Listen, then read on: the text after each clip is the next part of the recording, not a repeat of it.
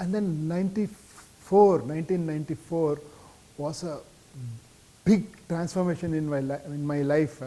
That year, I attended a yoga training. It was not a yoga, it was a meditation training. It was called Siddha Samadhi Yoga by Rishi Samskriti Vidya Kendra, Rishi Prabhakar. So I attended his 2-week course. It was a life transforming course. I went through a transformation, and after that I attended several retreats, 3-day retreats, 10-day retreats, Bhava Samadhi retreats and all that. And I got completely transformed. Physically also, that time I lost 20 kg. I was overweight. I lost 20 kgs, and I started this practice of yoga and meditation at that time. And then in 1998, the next turning point in my life was we had to close the Hyderabad factory. So my father had taken up several huge projects simultaneously, and some of them failed, some foreign markets collapsed, and ended up with a big loss. We had to close the factory in Hyderabad. So there were some 200 people working there. We had 2 trade unions that time.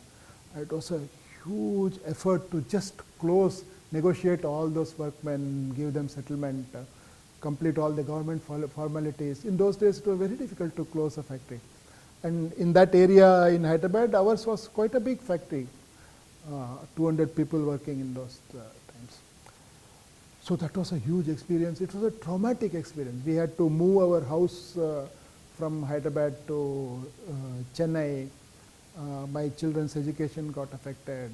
My elder daughter had to stay back in Hyderabad with her grandmother, and then we had to go to Chennai. And that was in 1998. And just 1 year after that, the Chennai factory also we had to close. The complete business got bankrupt because of the changing environment there. A lot of foreign multinationals came into India. We lost our business. And that was the year 1999, 2000. My father was a completely collapsed man. He couldn't recover from that. He moved to his native village, and he went and settled there. He had some property there. He started a small ashram to educate poor children, and he completely went out of business. He settled there. And I was left there with a huge amount of debts from that sunk company. I moved to Gurgaon and started a small startup in Gurgaon. And my family from Hyderabad, from Chennai, they moved to Hyderabad. For 2 years, I just couldn't even pay the school fees of my children. And my mother-in-law, she took care of my children, my wife. But I was here in Gurgaon, working from a small rented place, creating our team. So while I was struggling to set up this startup business industry in Gurgaon, I was also mentoring several people. You know, a lot of managers who were working with my father's company when it collapsed. And they were working in that company for so many years. They didn't know anything else. And they wanted to start similar businesses. I mentored them. There was 2 companies in Chennai that started. There was 1 company in Aurangabad that started, 1 in Hyderabad, and then 1 in Umargaon, and 1 in Gurgaon itself. So apart from looking after my business, I used to travel and mentor all these people. Slowly we all grew together. And in 2 years, I could make my team in Gurgaon take care of the daily operations. And then I moved to Hyderabad because I wanted to be with my family. So we rented a house in Hyderabad, and my wife and kids, they came from there, my mother-in-law's place, and we stayed. And those were the 2 years.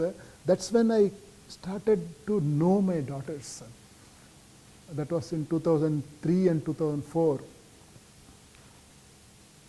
Before that, all through the time when my father was running the business, I used to keep running around building the business, and then we had to deal with the bankruptcy, and then we had to deal with this new startup. So I never knew my daughters. My wife, my mother and her mother, they had brought up my children. So that was those 2 years when I would go with them to their school, play with them, talk to them, learn, know each other. And in 2004, we all moved back to Gurgaon because we wanted to grow. This business in Gurgaon was growing very well. So we moved, and that was a good growing phase for this company in Gurgaon. But 2 years after that, in 2006, my elder daughter got married, and then she went to US to study, and the younger one went off to Vellore to do her undergraduate graduate degree. And so my wife and me, we were left at home alone, like it's called the empty nest syndrome. So in 2006, at a very young age, that time I was 38 years old, and already we were an empty nest. Usually people get that when they are in 50s. But the business was growing, I was busy. And then in 2008, my father suffered his stroke. And I had to rush to Chennai. And then I started nursing him. I used to be there for a long time and then come back. He lost his ability to speak, and then slowly he regained it. And for two years, in 2009, he got the stroke again. And then for several months, he was bedridden. And finally, in 2010, he died. So those were the 2 years, 2008 to 2010, that I came to know my father as a human being. Before that, in my childhood, he was just an absent father mostly, because he was busy with his business. And my grandparents, my mother, they had brought me up. And then when I joined this business, he was my boss. He was a very strict boss. I was always scared of him.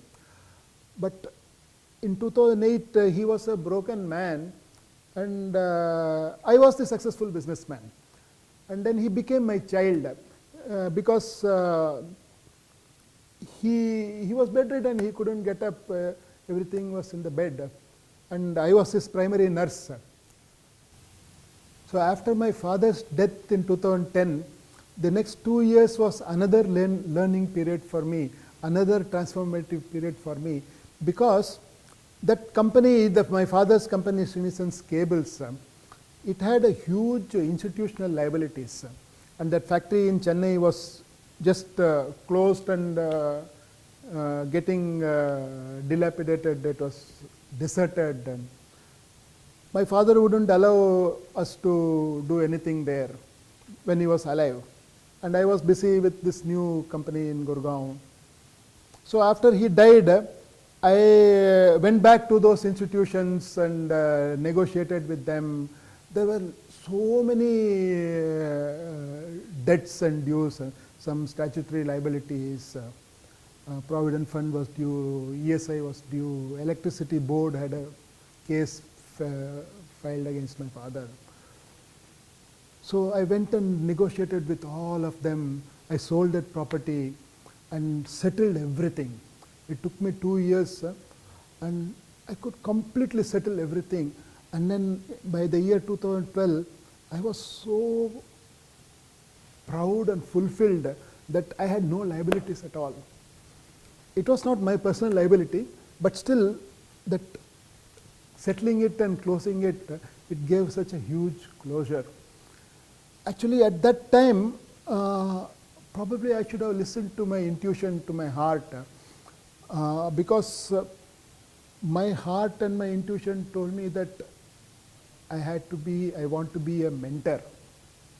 But then my mind told me that I have successfully created such a big company. By then, my Gurgaon company was quite a big size again, some 250 people working there.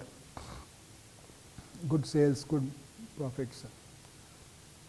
So the brain said, this is a chance now, you grow, you're an entrepreneur, you're not a mentor. Heart said, you're a mentor. But I listened to my brain and I went back into my business and then I wanted to grow it. My father had huge dreams, and when I was very young and learning from him, I got those dreams from him. He was one of the foremost biggest wiring harness maker in those days in Bombay, because he was supplying to Premier.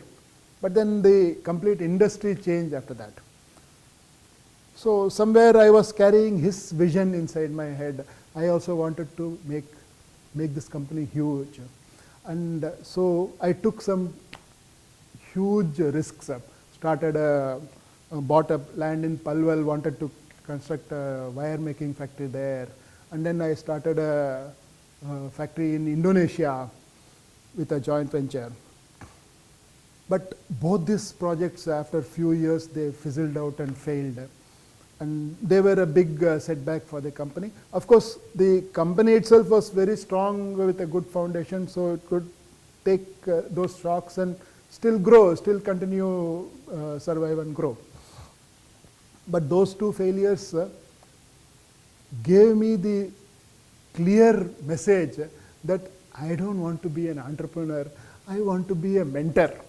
And that made me slowly transition. My brother was a partner in this Gurgaon factory, so I let him take charge of the management of the company. And in the year 2016, in November 2016, I went to US for 2 months on a vacation. And after I came back, I completely retired from my industrial life to begin my life as a mentor. So this is the story of my lifetime. Thank you very much.